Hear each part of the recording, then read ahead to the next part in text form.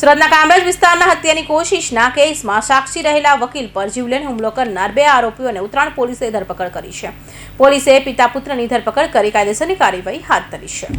આ અંગે ACP DS પટેલે જણાવ્યું હતું કે સુરતના ખોલવડ વિસ્તારમાં વર્ષ 2020માં સોલંકી નામના ઈસમ પર પ્રકાશ મૈસુરિયા દ્વારા ફાયરિંગ કરવામાં આવ્યું હતું. આ મામલે કામરેજ પોલીસ મથકમાં હત્યાની કોશિશનો ગુનો નોંધાયો હતો.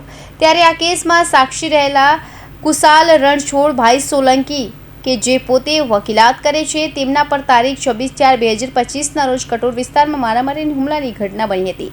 એડવોકેટ કુશાલ સોલંકીને આ કેસના સાક્ષીમાંથી હટી જવા માટે પ્રકાશ મૈસુરિયા અને આકાશ મૈસુરિયાએ જીવલેણ હુમલો કર્યો હતો અને ધાક ધમકીઓ આપી હતી. આ મામલે કુશાલને ગંભીર ઇજાઓ પહોંચતા તાત્કાલિક તેમણે સારવાર હેઠળ ખસેડવામાં આવ્યા હતા.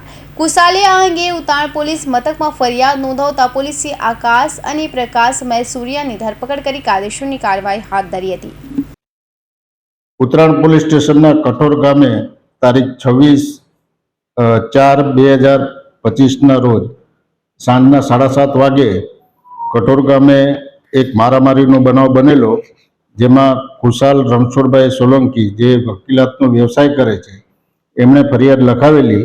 એમને આ કામના આરોપી પ્રકાશ કાંતિલાલ મૈસુરિયા અને આકાશ પ્રકાશભાઈ મૈસુરિયા કે જેઓના વિરુદ્ધમાં કામરેજ પોલીસ સ્ટેશનમાં અગાઉ ગુનો દાખલ થયેલો હોય 307નો, એની અદાવત રાખી અને સાક્ષીમાં ફરી જવા માટે દબાણ કરી ધમકીઓ આપી અદાવત રાખી એને માથાના ભાગે ધારિયાના ઘા મારી ઈજા કરેલ છે અને હાલમાં ભોગ બનનાર હોસ્પિટલાઇઝ છે.